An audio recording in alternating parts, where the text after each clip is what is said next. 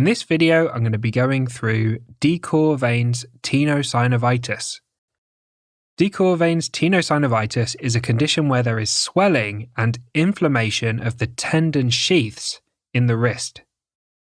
It primarily affects two tendons, the abductor pollicis longus tendon and the extensor pollicis brevis tendon. DeQuervain Tenosynovitis is a type of repetitive strain injury and results in pain on the radial aspect or the lateral aspect of the wrist. One notable cause of bilateral DeQuervain Tenosynovitis is in new parents repetitively lifting newborn babies in a way that stresses the tendons of the thumb. For this reason, it's sometimes referred to as mummy thumb. Let's talk about the basic anatomy and pathophysiology. The abductor pollicis longus acts to abduct the thumb and abduct the wrist. The tendon inserts into the base of the first metacarpal bone at the base of the thumb. The extensor pollicis brevis also acts to abduct the thumb and abduct the wrist. The tendon inserts into the base of the proximal phalanx of the thumb. Tendon sheaths can surround tendons. A tendon sheath is formed by connective tissue, specifically synovial membrane, that covers the tendons and is filled with synovial fluid. The tendon sheaths help to lubricate and protect the movement of the tendons within them. There is a structure called the extensor retinaculum, which is a fibrous band that wraps across the back or the dorsal side of the wrist. The abductor pollicis longus and the extensor pollicis brevis pass underneath the extensor retinaculum. Repetitive movements of these tendons under the extensor retinaculum results in inflammation and swelling of the tendon sheaths. Let's talk about the presentation.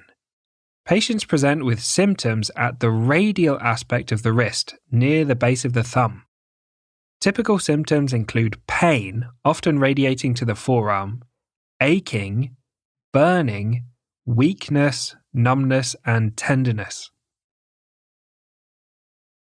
There is a special test for DeQuervain Tenosynovitis called Finkelstein's test.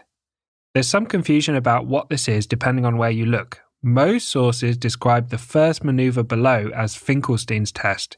However, it may be called Eichhoff's test. This test involves the patient making a fist with their thumb inside their fingers. Then the wrist is adducted, which means it's deviated to the ulnar side, causing strain on the APL and the EPB tendons. If this movement causes pain at the radial aspect of the wrist, the test is positive, indicating DeQuervain Tenosynovitis. The original Finkelstein's test involves the patient resting their forearm on a surface in a neutral position with the wrist hanging off the surface and unsupported.